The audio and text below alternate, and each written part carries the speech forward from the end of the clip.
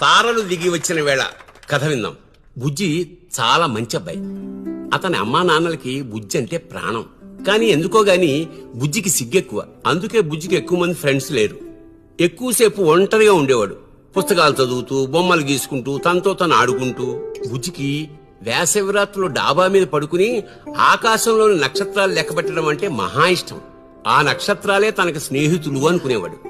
ఒకరోజు హఠాత్తుగా ఒక నక్షత్రం అతన్ని పలకరించింది. బుజ్జి ఆశ్చర్యపోయాడు. ఆ నక్షత్రం అలవోకగా కింద కొంగి, నాతో వస్తావా, ఆకాశం మొత్తం చూపిస్తాను అంది. బుజ్జి ఆనందంతో పొంగిపోయాడు. నక్షత్రం చెయ్యందించింది. బుజ్జిని ఆకాశంలోకి తీసుకెళ్ళింది. బుజ్జి మైమర్చిపోయాడు. పాలపుంతల్లో పరిగెత్తాడు. గ్రహాలతో నేలాబండ ఆడాడు.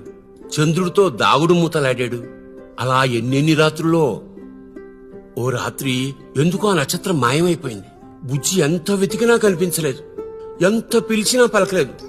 పిలిచి పిలిచి బుజ్జికి ఏడుపొచ్చింది. బుజ్జి ఏడుపు విన్న అమ్మా నాన్న పరిగెత్తుకొచ్చి సముదాయించారు. బుజ్జి ఆ నక్షత్రం గురించి చెప్తే అమ్మ మెత్తగా నవ్వి, కలొచ్చింది వెర్రివేదహకి అని ముద్దాడి అనునయించి మళ్లీ పడుకోబెట్టింది. నిద్రొచ్చినట్టు నటించినా బుజ్జి ఆ నక్షత్రాన్ని వెతకడం మాత్రం మానలేదు. ఆ తర్వాత చాలా రోజులకి ఒక రాత్రి ఆ నక్షత్రం తిరిగొచ్చింది. బుజ్జిని పలకరించింది. బుజ్జి కోపంగా అడిగాడు, ఎక్కడికి పోయావు అని.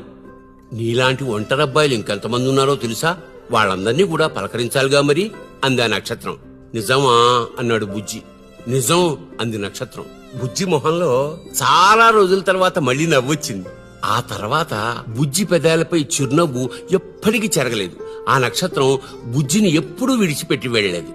ఇది తారలు దిగి వచ్చిన వేళ.